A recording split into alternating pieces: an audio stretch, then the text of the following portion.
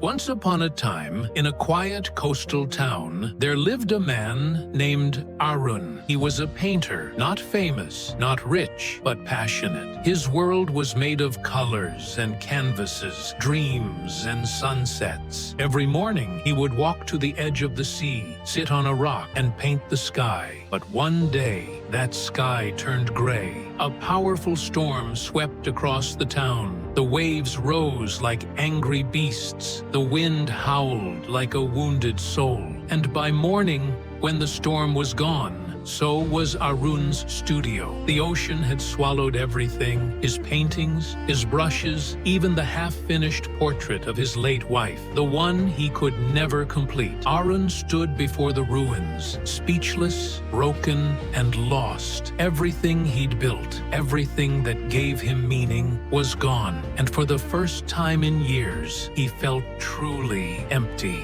Days passed. Then weeks. Arun stopped painting. He stopped going to the sea.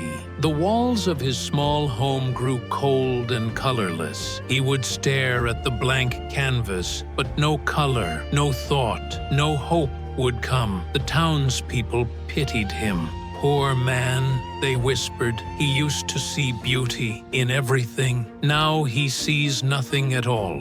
One afternoon, as Arun sat by the broken window, he saw a little boy outside drawing on the dirt with a stick. The boy was smiling, even though his drawing kept getting ruined by the wind. Every time the dust blew it away, the boy just laughed and drew it again. Arun opened the window and said, "Why are you smiling, child? The wind keeps ruining your drawing." The boy looked up and said with innocence, "That's okay, uncle. I'll just draw it again. Maybe this time it'll look even better." The boy ran off, laughing, but his words stayed. They echoed in Arun's heart all night, soft but relentless. Maybe this time it'll look even better.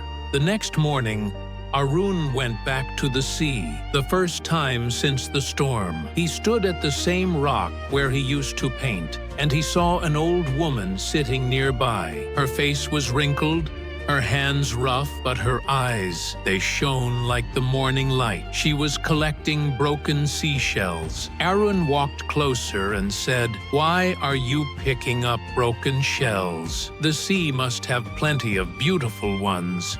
She smiled. The sea gives what it gives. Sometimes broken things are more beautiful if you know how to look at them. She showed him a shell cracked open. Inside, it glimmered with colors brighter than any unbroken one. For a moment, Arun couldn't speak. Something shifted inside him.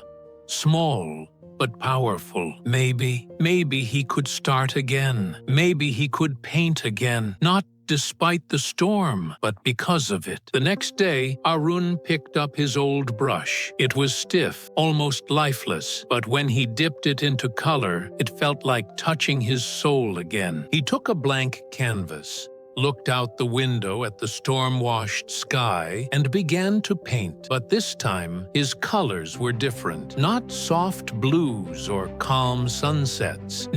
This time, he painted the storm itself, the crashing waves, the broken branches, the rain tearing through the sky. But in the middle of that chaos, he painted a small figure, a boy drawing in the dirt, smiling. Days turned into nights. He painted through hunger, through tears, through memories of his wife. Every stroke of the brush became a whisper. Maybe this time it'll look even better. When the painting was finished, it was nothing like his past work. It wasn't perfect. It was raw, wild, alive, and for the first time, it felt real. Months later, the town held its annual art fair. Arun hesitated at first, but finally, he carried his painting to the square. As people walked by, they stopped, silent, then emotional. Children stared in awe. Old men wiped their eyes. Even the mayor, who rarely spoke kindly,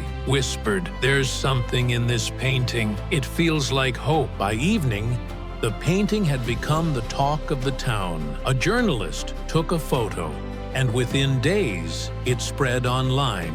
the painter who captured the storm. Arun didn't care about fame, but when the little boy from before came running up and said, "Uncle, you painted my storm," that was the moment his heart finally healed. Years later, when people asked Arun what changed his life, he would smile and say, "The storm didn't destroy me, it uncovered me." He would tell them, when everything you love is taken away, life is asking you one question: will you drown in sorrow, or will you paint the storm? Because the truth is, we cannot control what life brings, but we can control what we create from it. Positive thinking isn't pretending that pain doesn't exist. It's believing that pain can be transformed into strength, into art, into hope. He would often sit by the sea again, the same sea that once took everything from him, and smile as the waves crashed against the rocks. The villagers began to say, "He doesn't just paint skies anymore,